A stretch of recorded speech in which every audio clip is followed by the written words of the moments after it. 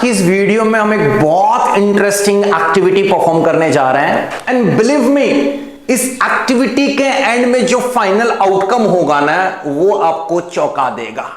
अगर मैं आपको उसके बारे में पहले बताऊंगा, आप मेरी बातों पे विश्वास नहीं करेंगे। ये एक्टिविटी परफॉर्म करने के बाद आप जरूर मेरी बात का यकीन कर लेंगे। आइए देखते हैं एक्टिविटी क्या है। आपको स्क्रीन पे 4 स्क्वायर दिखाई दे रहे हैं, ए बी सी डी।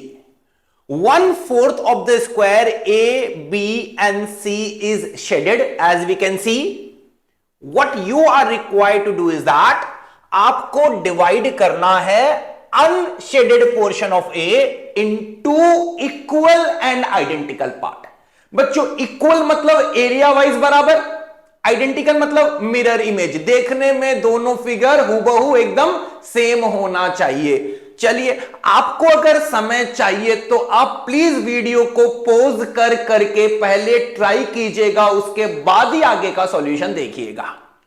इसका आंसर क्या आएगा? ये रहा सर इसका आंसर। हम एक स्ट्रेट लाइन ड्रॉ कर देंगे और यहां पे हमारा डायगोनली स्ट्रेट लाइन ड्रॉ करते ही हमारा ये unshaded portion 2 equal and identical halves में डिवाइड हो जाएगा। चलिए दूसरा सवाल, अगर आप पहला नहीं कर पाए तो दूसरा ट्राई करिएगा। Divide unshielded portion of be in 3 equal and identical part. अब आपको बी के अनशेडेड पोर्शन को 3 इक्वल और आइडेंटिकल हिस्सों में बांटना है। कैसे करेंगे बच्चों? हम 2 लाइन, स्ट्रेट लाइन ड्रॉ करेंगे, एक वर्टिकली और एक हॉरिजेंटली, और हम देखेंगे हमारा बी 3 इक्वल हिस्सों में डिवाइड हो गया है। Unshaded portion of B 3 equal हिस्सों में डिवाइड हो गया है। चलो तीसरा सवाल, आपको क्या करना है? अब सी के अनशेडेड पोर्शन को 4 इक्वल एंड आइडेंटिकल पार्ट में डिवाइड करना है। बच्चों प्लीज आंसर देखे बिना पोज करके प्लीज पहले सॉल्व करने का कोशिश करिएगा। मैं चाहता हूं आप ये एक्टिविटी परफॉर्म करने के लिए पेन पेपर लेकर बैठें, और अगर आप ना कर पाओ तो ये 2 हिंट्स को जरूर यूज करना। पहला हिंट्स बोलता है the solution is not in the form of triangles. दूसरा हिंट्स बोलता है the solution lies in the problem itself. Problem में ही सॉल्यूशन है। और बच्चों हमारा इसका आंसर क्या आएगा?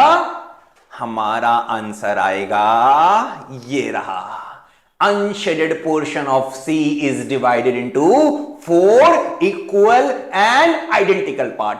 आंसर यहां पे ट्राइंगल में नहीं आएगा, कितना भी कोशिश कर लीजिए, वो ट्राइंगल या तो आइडेंटिकल नहीं होंगे या इक्वल नहीं होंगे।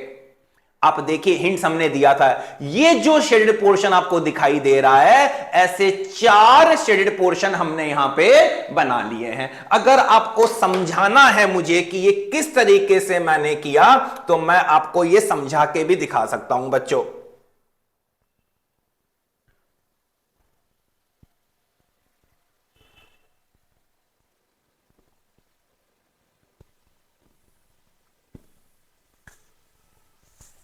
हमारा एक पोर्शन शेडेड है, ये 3 हमारे स्क्वायर हैं।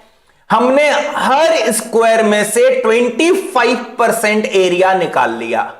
हमने हर स्क्वायर में से 25% एरिया निकाल गया, तो ये बचा 75, ये बचा 75, ये बचा 75, और हमने क्या किया, इन तीनों को जोड़ के 25 25 25 करके मिलके बना दिया 75। तो ये चारों इक्वल भी हैं और चारों आइडेंटिकल भी हैं। दोनों चीजें यहां पे हमारी सेटिस्फाई हो जाएंगी बच्चों।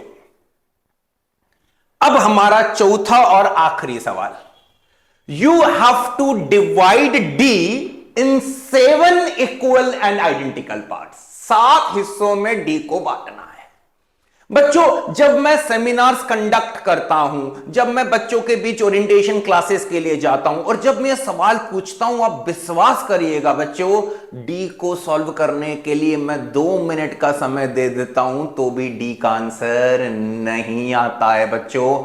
क्या आपको पता है डी का आंसर सबसे आसान था? डी का आंसर था आपको 7-6 स्ट्रेट लाइन टान देनी है इक्वी डिस्टेंस करके। आपकी मर्जी है तो हॉरिजेंटली, आपकी मर्जी है तो वर्टिकली। लेकिन बच्चों को इतना समय क्यों लग जाता है? आपको जब मैंने पहला सवाल पूछा तो आपको बहुत आसान लगा और आपको लग रहा था ये इतने आसान सवाल क्यों पूछ रहा है। दूसरा सवाल पहले से डिफिकल्ट था, तीसरा सवाल बहुत ज्यादा डिफिकल्ट था, बच्चे को बहुत समय लग जाता है सॉल्व करने में, बहुत बच्चे सॉल्व नहीं भी कर पाते हैं।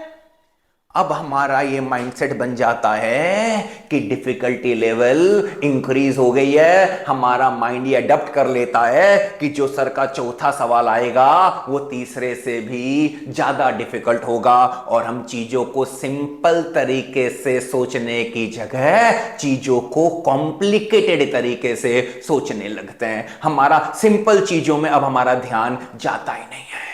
बच्चों, इससे हम सीखते हैं लेसन ऑन माइंडसेट। हमारा माइंडसेट एक बहुत ही इंपॉर्टेंट रोल प्ले करता है। आपको मैं एक सच्ची घटना सुनाता हूं। एक बार एक सीए इंटर का बच्चा अपना फाइनेंशियल मैनेजमेंट का पेपर देने के बाद क्वेश्चन पेपर लेके मेरे पास आता है और वो मुझे क्वेश्चन दिखाता है। बोलता, सर आप ये क्वेश्चन सॉल्व करके दिखाइए मुझे। मैंने एक बार पूरा पेपर देखा और मैंने उसको देख के मुस्कुराया। वो बोल रहा, सर मैं एग्जाम दे के आया हूं, मैं टेंशन में हूं, आप हंस रहे हैं। मैंने बोला, बेटा मैं इसीलिए हंस रहा हूं कि मैं ये जानना चाहता हूं तुमने यही सवाल मेरे से क्यों पूछा, क्योंकि मेरे हिसाब से तो आपके पेपर का जो सबसे आसान प्रश्न था वो ये था। बोला, नहीं सर आप सॉल्व करिए। मैंने उसको सॉल्व कर दिया। मुश्किल से मैंने 5 मिनट लिया होगा। सच्ची में बहुत ही आसान प्रॉब्लम दे दिया गया था सीए इंस्टीट्यूट द्वारा। तो बच्चा बोलता, सर इसका आंसर यही था। मैंने बोला, था नहीं, आंसर है। बोला, नहीं सर मेरे लिए था। मैंने बोला, आपके लिए था? बोला, सर मैंने यही सॉल्यूशन किया था, फिर मैंने उसको काट दिया। मैंने बोला, आपने क्यों काट दिया? बोला, सर बोलना बहुत आसान है, करना बहुत मुश्किल। आप मेरी जगह पर है के सोचिए, आप सीए इंटरमीडिएट का एग्जाम दे रहे हैं। सोचिए सर, सीए इंटरमीडिएट, और एक पेपर में यह क्वेश्चन 8 नंबर कैरी कर रहा है। क्या आपको आंसर करने के बाद विश्वास होगा कि यह आंसर 8 नंबर कैरी कर रहा है? मुझे तो सर विश्वास नहीं हुआ। तो मैंने बोला, अच्छा आपने क्या किया? बोला, सर हमने पहले कुछ अजम्पशंस लिए और क्वेश्चन को कॉम्प्लिकेटेड बनाया। हमने बोला, आपने एजम्पशन क्यों लिया? बोला, क्या सर आपको यह भी नहीं पता क्या पेपर के टॉप में लिखा हुआ रहता है मेक सुटेबल एजम्पशंस? मैंने बोला, बेटा मुझे पता है, आपको नहीं पता कि कॉमा देके ये भी लिखा हुआ होता है वेयर एवर रिक्वायर्ड। तो बच्चों, what is the moral of the story? Moral of the story ये है कि जब हम एग्जाम में जा रहे हैं हमें कोई भी प्री ऑक्यूपाइड माइंडसेट के साथ नहीं जाना चाहिए कि पेपर डिफिकल्ट होगा या पेपर इजी होगा। क्या किसी ने लिख के दिया है कि इस एग्जाम का पेपर डिफिकल्ट ही आएगा या इस एग्जाम का पेपर इजी आएगा? नहीं बच्चों, हमारा माइंडसेट बहुत इंपॉर्टेंट रोल प्ले करता है। प्लीज प्लीज प्लीज इस बात का आप ध्यान रखिएगा। Please whenever you are going for examination go with a positive mindset. Thank you, have a good day.